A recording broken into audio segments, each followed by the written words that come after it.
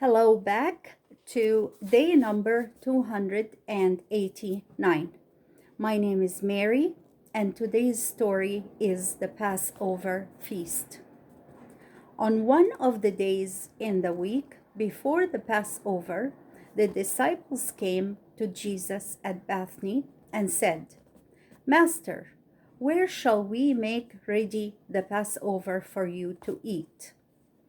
Jesus called Peter and John and said to them, Go into the city, and a man carrying a pitcher of water will meet you.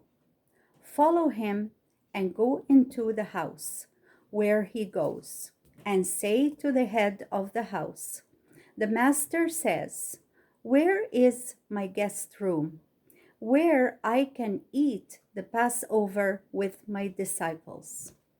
And he will show you a large upper room, furnished. Make it ready for us. Peter and John went into Jerusalem and soon saw a man walking toward them, carrying a pitcher of water. They followed him, went into the house where he took the pitcher, and said to the head of the house, The master says, Where is the guest room for me, where I may eat the Passover with my disciples? The men led them upstairs and showed them a large upper room with a table and couches around it, all ready for guests.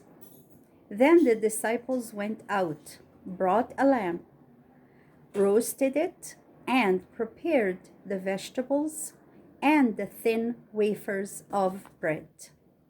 On Thursday afternoon, Jesus and his disciples walked out of Bethany together over the Mount of Olives and into the city.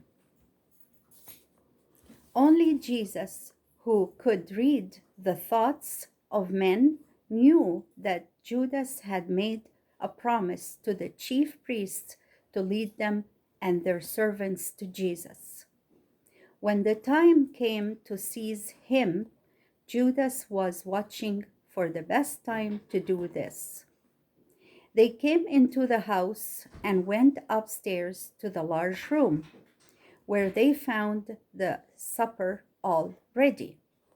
The meal was spread on a table. Around the table were couches for the company, where each one lay down with his head toward the table, so he could help himself to the food, while his feet were at the foot of the couch toward the wall of the room. Their feet were bare, for they had all taken off their sandals as they came in. Jesus was leaning at the head of the table, and John, the disciple Jesus loved most, was lying next to him. While they were eating, Jesus took bread and gave thanks. Then he broke it and passed a piece to each one of the 12, saying, Take and eat. This is my body, which is broken for you. Do this and remember me. I will show you a picture now that says Jesus and his disciples at the Last Supper.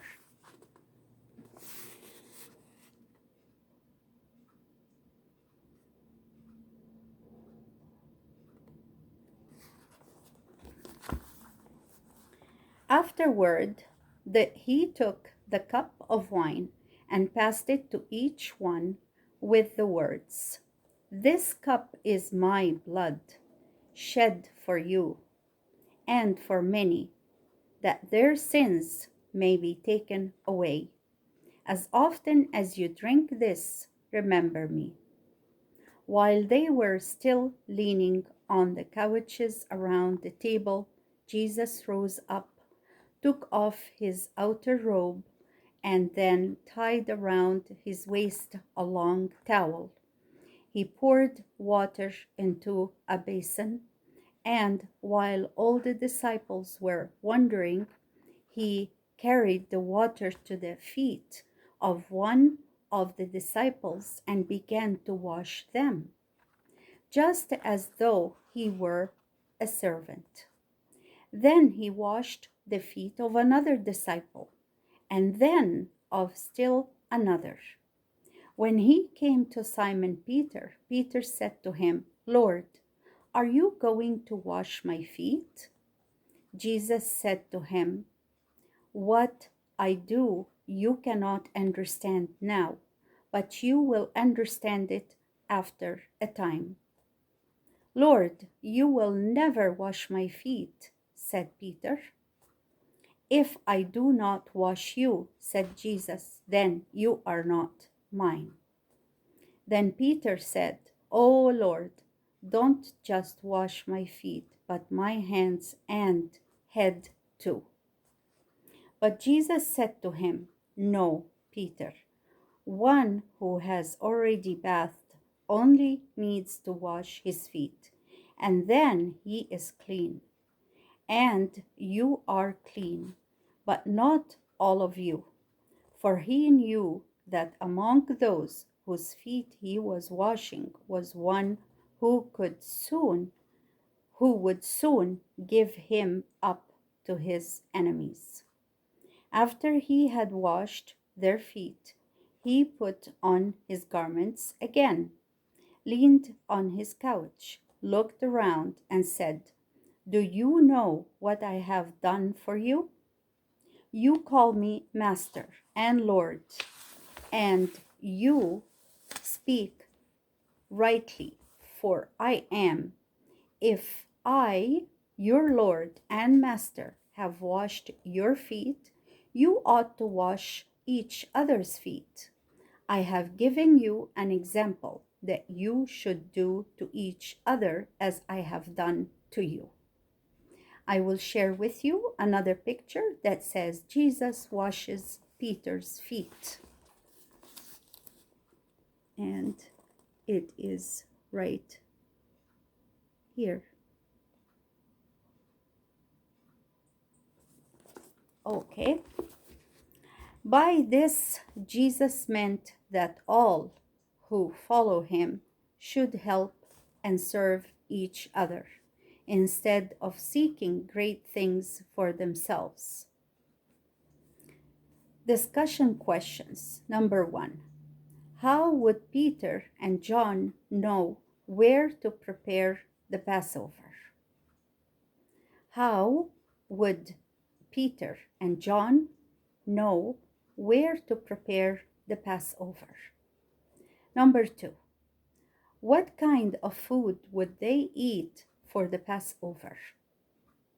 What kind of food would they eat for the Passover? Number 3. What did Jesus do to the disciples? What did Jesus do to the disciples? The second part says, how did that make Peter feel? How did that make Peter feel? Number 4 and last question, what lesson was Jesus teaching his disciples? What lesson was Jesus teaching his disciples? And now we are done with day 289. We have 365 stories in this book. We're coming close. And I have been enjoying reading every single story. I hope you're feeling the same. So may God bless us all. Until next time. Bye for now.